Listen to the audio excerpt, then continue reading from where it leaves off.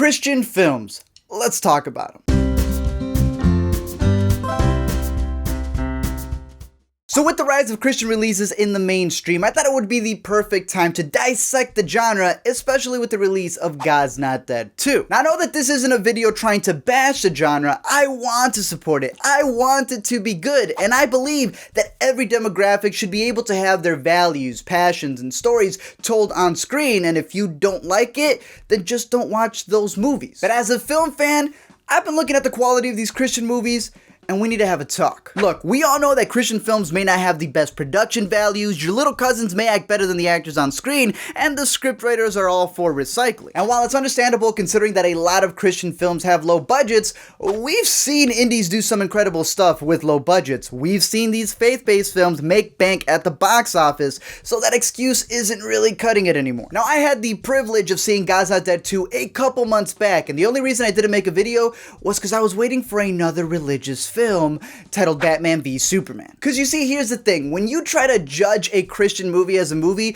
Christians feel that you're judging them personally, like you're attacking their beliefs, when that's not the case. Funny enough, it's the same thing with comic book movies, where you're either a DC or Marvel fanboy, depending on your opinion, and it seems like both of the audiences for these genres are very similar, and they practically created their own religion, and where they ask these type of questions like, does the movie honor the original book? Do our heroes always win in the end? Because if not, we're gonna be mad. And of course, can we buy merchandise from said movie? Now, the same can be said for every other genre, young adult, horror, all of that stuff, where it's not bad that you enjoy those movies, but you have to reflect on it and realize, do you like it for what it is, or are you willing to say that it's a good movie? I love The Time Traveler's Wife. I will never admit that it's a good movie, but you can never change my opinion and my passion for liking that film, because Rachel McAdams is gorgeous. So no, it's not an attack on your beliefs. We're talking about the filmmaking that goes behind these movies that are very preachy, that aren't really the best quality films that are out there, that are mostly harmless, right? Unless we're talking about God's Not Dead. Now, I remember when this movie came out, and I understood why Christian audiences liked it, but me judging it as a film along with a lot of other movie reviewers, it was funny to see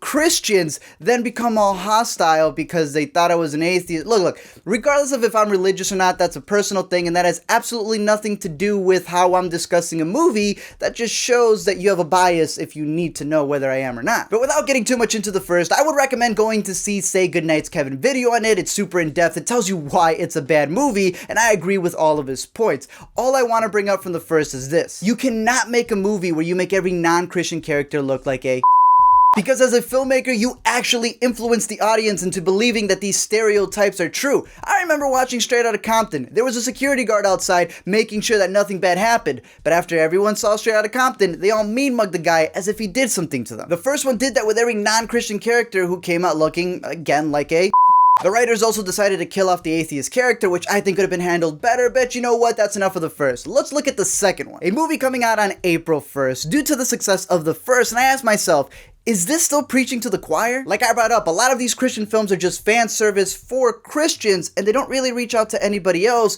ignoring the whole verse of make disciples of all nations. My biggest issue with these films is that they're not really setting out to make movies. They just want to give a message, and while it's not bad for a message to be in a film, a lot of it ends up just becoming propaganda. The worst part of propaganda is that the people for that message don't see it as propaganda. But as a film fan, it disgusts me that you're trying to call these things movies when really you're just having moments where the pastor is just preaching, or you have Kirk Cameron sitting in a car just telling you the whole movie. We know that from a production standpoint, a lot of the things aren't really the best, such as not the best cinematography, bad audio, actors, and all of those things, and I wonder why they don't improve, considering that they have been making a lot of money from their past films, and then I realize they're just pulling a Blumhouse. You know, those horror movies that are made for like 2 packs of Trident layers, and they still make their budget back, causing them to continue putting out garbage. PureFlix, the distributor of a majority of said films, have either kept the same low budget or have just hidden it, but you know that they're going to make their money back, which is why they keep that Blumhouse mentality and don't try to put extra effort into their movies. And that's the problem if you're a Christian watching these movies.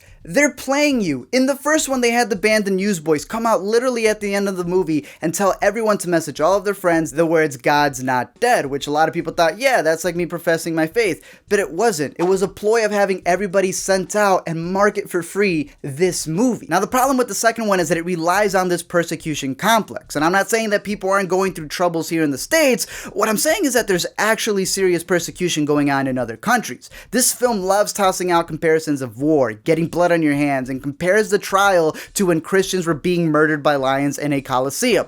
This woman's wearing like 13 heels. She will not be running away from lions. It's all exaggeration. And the problem is the audience is soaking it up, just like the guy who was complaining about Starbucks Christmas cups. It's ridiculous. I was sitting there 2 months ago in a free screening at an AMC, and when the people were looking on screen and they were yelling, "Yeah, told you we're always being persecuted. This country hates us." I'm sitting there with the complimentary poster at an AMC theater where they were cleaning up after us and they gave us free popcorn, being persecuted. A lot of fans of the film will bring up the court cases at the end telling you, "You see, that's why it's real." But the funny thing is that they don't even read these court cases. A lot of them deal with homosexual cases, which, they don't really support, and where they're the ones being persecuted. Or it's church groups who are not getting enough funding to go on field trips, or even cases where the person that they're setting out to look like a bad guy is actually a Christian themselves doing their job, and who actually contacted the filmmakers from this movie to let them know, "Yo, why are you trying to make me look like the bad guy?"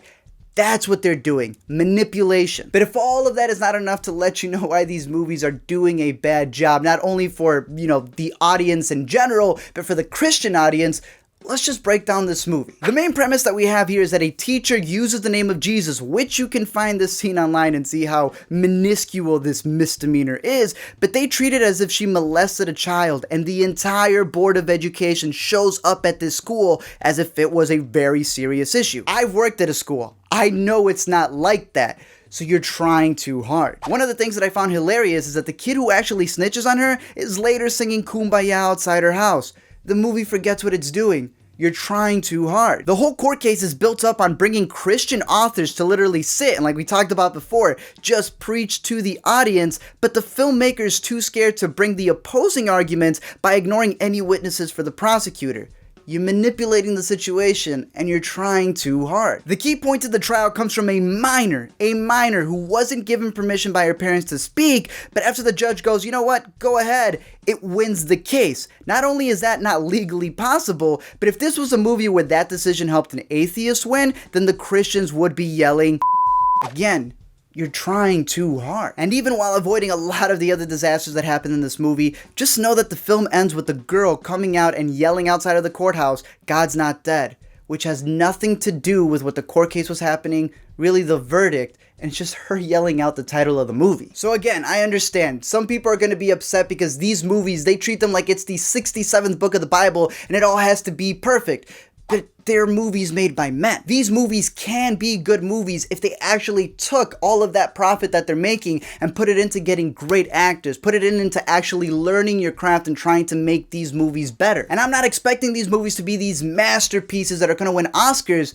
I'm just upset that it's actually taking the Christian audience, the people who are their target audience, and is manipulating them. I want to see faith-based films do good, but just like bad movies who continue to make money, they're probably not even going to change.